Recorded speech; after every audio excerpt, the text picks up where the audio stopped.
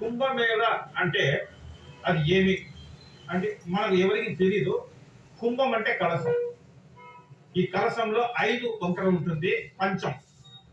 ఈ 5లో కుంభమేళాలో ఎందుకు వస్తున్నామంటే, నాది ఇప్పుడు భరద్వాజి గోత్రం అంట.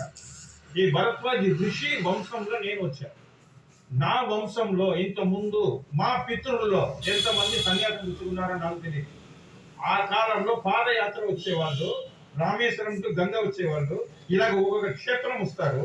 ఈ క్షేత్రంలో ఎక్కడ ఎవరికి మృత్యు జరిగిందో, ఎవరు సిద్ధు పొందారో, ఎవరు సన్యాసం పుచ్చుకున్నారో అందరికీ వైకుంఠ ప్రాప్తి జరిగి ఉంటుంది. ఆ కాలంలో 12 సంవత్సరాల తర్వాతనే వాళ్ళకు పిండ ప్రదానం చేయాలి, వాళ్ళకి కావాల్సిన కర్మకాండం చేయాలని ఉంటుంది. ఆ 12 సంవత్సరాల లోపల వాళ్ళ కొడుకు తెచ్చిపోతే, వాళ్ళ కొడుకుకి అయిపోతే వాళ్ళకి పిండ ప్రదానం అయింది కాదు. అది పితృదోషంలో వచ్చి చేరుకుంటుంది. ఆ భూత ఆత్మ అనేది ప్రపంచంలో తిరుగుతూ ఉంటుంది.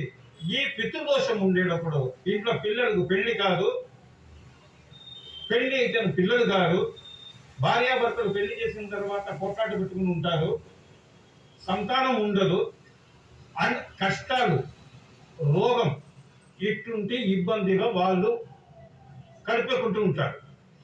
ఈ దోషాలు పితృదోషం కానీ లేదు తక్కిన దోషాలకు పోగొట్టుకోవడానికి దీని గురించి మనం ఇక్కడ కుంభమేళాకు వచ్చి పితృలకు పిండ ప్రదానం చేస్తున్నాం.